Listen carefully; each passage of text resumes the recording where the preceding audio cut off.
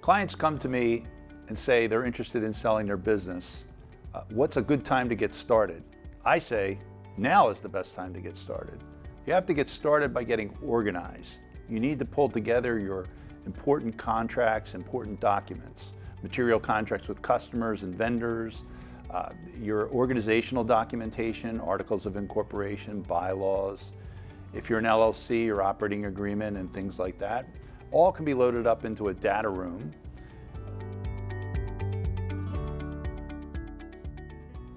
In addition, you need to look to see what the value of your company might be.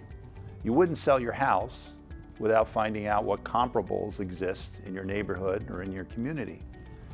We can do this in a number of ways. We have formulas that we use that are very rough. You could speak to your accountant.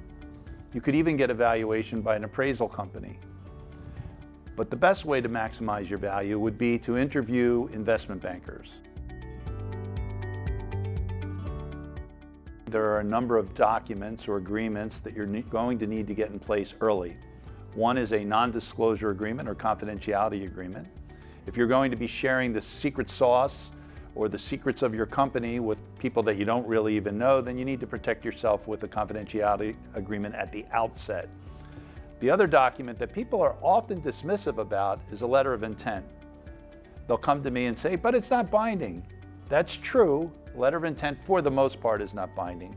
However, after doing this for 4 decades, I've never seen a buyer do his due diligence, his or her due diligence, and come back and say to the seller, we think we should pay you more. Your deal never gets better than the letter of intent.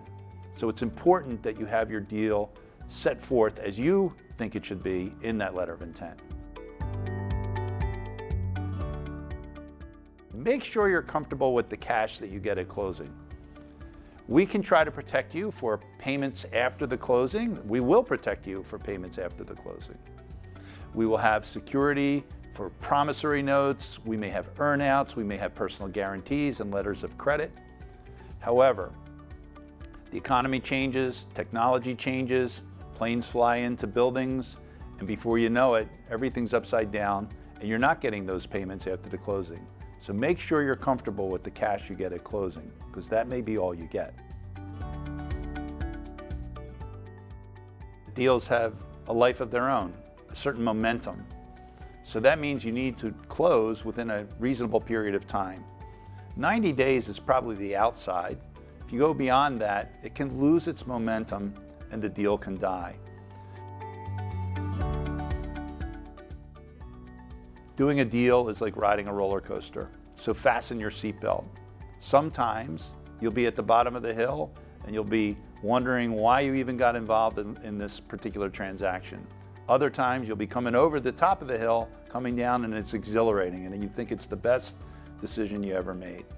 Our job is to have you pull in to the end of the ride in the station, get off, and be able to put your head on the pillow at night and sleep peacefully.